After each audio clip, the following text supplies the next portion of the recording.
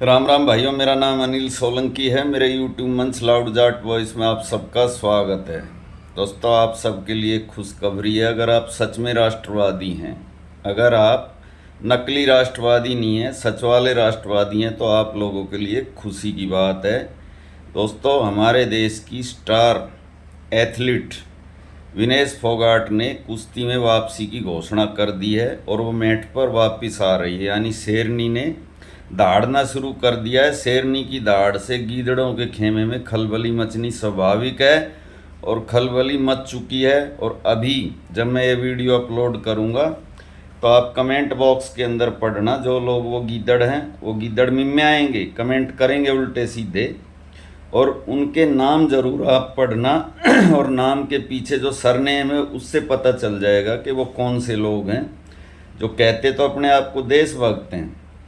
2014 के बाद में देशभक्ति का कॉपीराइट उन्होंने अपने नाम पर कर लिया है, लेकिन उनकी असलियत सामने अभी आ जाएगी। इस वीडियो के कमेंट बॉक्स में आप उनके नाम पढ़ लेना, वो कौन लोग हैं जिनके पेट में दर्द हो रहा है विनेश फोगाट की इस वापसी के साथ। तो दोस्तों, अगर विनेश फोगाट के अंदर टैलेंट है तो इन लोगों को क्या परेशानी है। अगर वो कुश्ती खेलना चाहती है, वो दोबारा से फिर से ओलंपिक में जाना चाहती है, और जो अधूरा सपना पेरिस के अंदर रह गया था उस सपने को पूरा करना चाहती है, तो इन लोगों को, इन सो कॉल्ड राष्ट्रवादियों के पेट में क्यों तकलीफ है, क्यों दर्द है। दोस्तों, आज के वीडियो में मैं इसी बात का विश्लेषण करूंगा। आप वीडियो को देखना, निष्पक्ष भाव से देखना और अपने कमेंट भी करना बगैर गाली गलौज के। जो भाई गाली गलौज करेगा उसको मैं तुरंत ब्लॉक कर देता हूं। दोस्तों, रोज़ाना मैं फेसबुक पे 8 से 10 आदमियों को ब्लॉक करता हूं।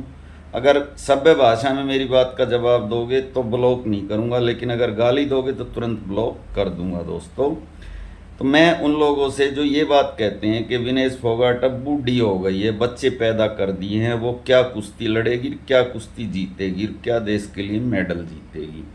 और जो लोग ये कहते हैं कि विनेश फोगाट ने बृजभूषण के खिलाफ जो ड्रामा करा था वो खाली एक राजनीति में आने का उसका स्टंट था, उनकी बातों का जवाब देने के लिए आज का मैं ये वीडियो बना रहा हूँ। दोस्तों, सबसे पहली बात तो उम्र की कर लेते हैं।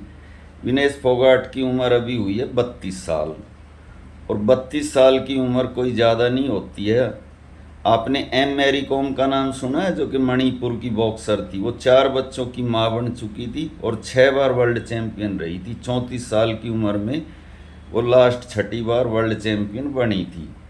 तो जब वो 34 साल की उम्र में वर्ल्ड चैंपियन बन सकती है, तो विनेश फोगाट अभी 32 की हुई है, और जो 2028 का ओलंपिक होगा उस तक पहुंचते पहुंचते वो 34 साल की हो जाएगी। और दोस्तों, हमारे देश में तो बहुत सारे एग्जाम्पल हैं जब महेंद्र सिंह धोनी 45 साल की उम्र तक आईपीएल खेल सकता है। हमारे देश के प्रधानमंत्री नरेंद्र मोदी जी ने खुद एक रूल बनाया था राजनीति में 75 साल के बाद रिटायरमेंट का, जिसकी वजह से आडवाणी और जोशी को अपने घर बैठना पड़ा। वो रूल खुद तोड़कर वो खुद प्रधानमंत्री रह सकते हैं। और अजीत डोभाल जो 80 से 82 साल की उम्र में इस देश का राष्ट्रीय सुरक्षा सलाहकार रह सकता है। तो दोस्तों, 32 साल की उम्र में विनेश फोगाट भी कुश्ती खेल सकती है, उसमें किसी को कोई दिक्कत नहीं, कोई परेशानी नहीं होनी चाहिए। दोस्तों, बात करते हैं कि विनेश फोगाट ने ये अपना जो प्रयास दोबारा से कुश्ती में आने का है, ये कैसे किया है। दोस्तों, गोंडा के अंदर एक प्रतियोगिता हो रही है, भारतीय कुश्ती संघ करवा रहा है, जिसका नाम है नेशनल ओपन रैंकिंग टूर्नामेंट, जो 10 मई से 12 मई तक गोंडा के अंदर होगा। जो गोंडा बृजभूषण शरण सिंह का गढ़ है, वहाँ पे होगा। और उसके लिए विनेश फोगाट ने अपना रजिस्ट्रेशन करवाया है उसमें शामिल होने के लिए।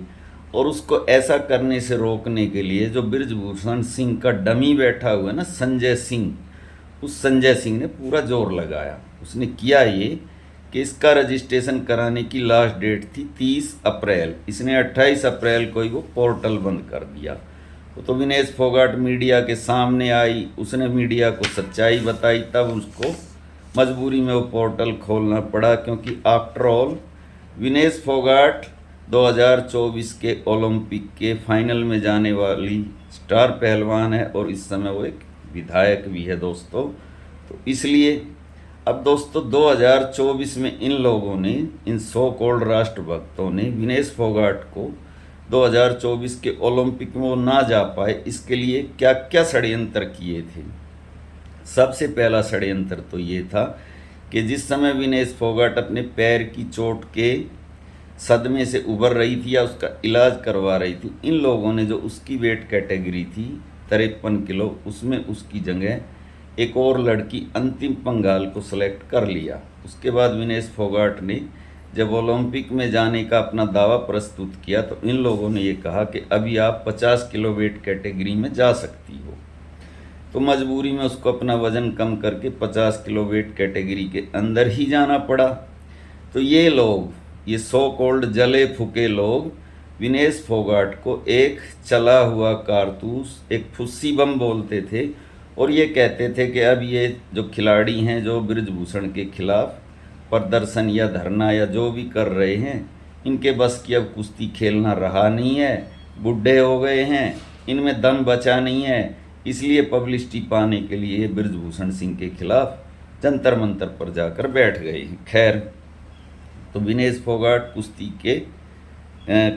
कुश्ती लड़ने के लिए पेरिस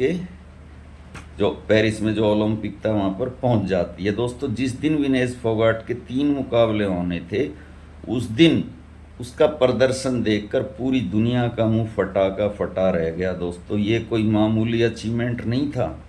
एक ऐसी लड़की जो लगातार 1 साल तक, जिसने गालियां खाई, ट्रोल हुई सोशल मीडिया पर, इस देश की सो कॉल्ड नई जनता जो कि 2014 के बाद में देशभक्त बनी है, मैं सबको नहीं कह रहा हूँ दोस्तों, वो जनता जो बृजभूषण शरण सिंह जैसे कामुक प्रवृत्ति के कामुक बुढ़े जो औरतों को एक प्रॉपर्टी मानता है, एक सेक्स ऑब्जेक्टिव मानता है, जो अपनी पोती की उम्र की लड़कियों को सेक्स ऑब्जेक्टिव मानता है और उन लड़कियों को मानता है जिनका कि वो गार्डियन था, जो उसकी शरण में गई थी लखनऊ के कैंप के अंदर। दोस्तों, उनको वो अपनी प्राइवेट प्रॉपर्टी की तरह से ट्रीट करता था। उसके खिलाफ आवाज़ उठाने के लिए विनेश फोगाट को गालियां बकी गई। दोस्तों, उसको ट्रोल किया गया, उसको सड़कों पे घसीटा गया, पुलिस ने उसको लात और घूंसों से पीटा और इस मेंटली ट्रॉमा में आने के बाद उसने अपने तमाम पद्म पुरस्कार भी सरकार को लौटा दिए। उसके बाद उसने गालियां भी खाई, उसके बावजूद भी उस ट्रॉमा से उभरी। ओलंपिक में जाने के लिए उसके रास्ते रोके गए, उसके बावजूद वो वहाँ पे गई। और उसके बाद में दोस्तों वो दिन आया जिस दिन उस लड़की ने दुनिया की मानी हुई दोस्तों 3 पहलवानों को एक ही दिन में हराया। उसके बारे में मैं आपको बताता हूं दोस्तों। क्वार्टर फाइनल में उसने, प्री क्वार्टर फाइनल में जापान की पहलवान यूई सुसाकी को, जो कि दोस्तों 4 बार की वर्ल्ड चैंपियन और 1 बार की ओलंपिक की गोल्ड मेडलिस्ट थी, उसको उसने प्री क्वार्टर फाइनल में हराया। और क्वार्टर फाइनल में उसने हराया किसको? ओक्साना लिबाच यूक्रेन की पहलवान को, और सेमीफाइनल में गुंजमैन लोपेज क्यूबा की पहलवान को।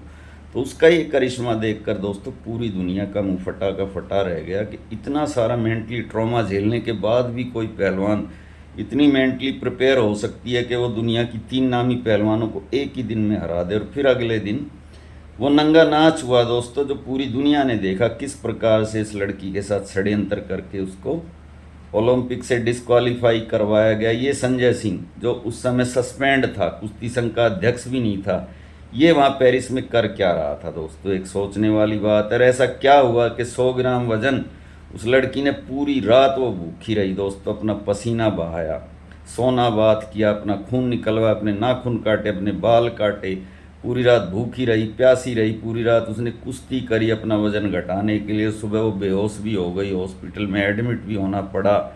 उसके बाद में दोस्तों फिर भी वो 100 ग्राम वज़न उसका कम नहीं हुआ। ये षड्यंत्र ही तो था। उसके बाद उसने वहाँ की अदालत में अपील भी करी, तब भी वो अकेली थी, वकील की फीस भी उसने खुद ही दी। और यहाँ पर लोग उसकी इस बर्बादी का जश्न मना रहे थे। सोशल मीडिया के अंदर ट्विटर और एक्स पर ऐसे गिरे हुए ट्वीट कर रहे थे दोस्तों, क्योंकि उनके अहम को इससे ठेस पहुंची थी ना कि एक हरियाणा की लड़की कैसे हमारे देश की राष्ट्रभक्त सरकार, बीजेपी की सरकार का मुकाबला करने की हिम्मत कर सकती है। और दोस्तों, अगर वो गोल्ड मेडल जीत के आ जाती तो इस सरकार के अहम को भी चोट पहुंचती और बृजभूषण नाम के उस गुंडे के अहम को भी चोट पहुंचती। इस सरकार के जो फॉलोवर हैं, जो सो कॉल्ड राष्ट्रवादी लोग हैं, उनके अहम को भी चोट पहुंचती। तो उन्होंने जश्न मनाया, उन्होंने अपनी जो उनके अंदर की कुंठा थी उस कुंठा को निकाला, यानी अपने देश की बर्बादी, अपने देश के अंदर आने वाला एक मेडल जो नहीं आ पाया उसकी खुशी मनाकर उन मानसिक दिवालिया, मानसिक रूप से बीमार लोगों ने अपनी कुंठा का प्रदर्शन किया दोस्तों। और उन लोगों के लिए ये बुरी घड़ी अब फिर से आने वाली है, क्योंकि विनेश फोगाट मैदान में आ गई है। प्रतिभा उसके अंदर कूट कूट कर भरी है। जो लोग उसको पहले भी चला हुआ कारतूस कहते थे, अब भी कहेंगे, उन लोगों के मुंह पर फिर से तमाचे लगेंगे। अब वो सेलेक्ट होगी, एशियाड भी खेलेगी, ओलंपिक में भी जाएगी, फिर से फाइनल में जाएगी, फिर से वो मेडल जीतेगी और फिर से उसके खिलाफ ये लोग षड्यंत्र भी करेंगे। लोग जो करेंगे सो करेंगे, लोगों को करने दो, लोगों का काम है करना।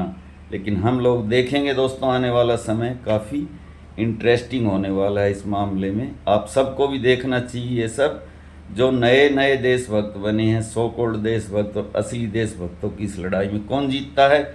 इसी के साथ दोस्तों, मैं आपका भाई अनिल सोलंकी आज का वीडियो यहीं पे ख़त्म करता हूँ। इस वीडियो को ज़्यादा से ज़्यादा अपने ग्रुप में शेयर करें, लाइक करें, कमेंट करें, चैनल को सब्सक्राइब करें, ज्वाइन भी करें। और जो भाई मेरी आर्थिक मदद करना चाहते हैं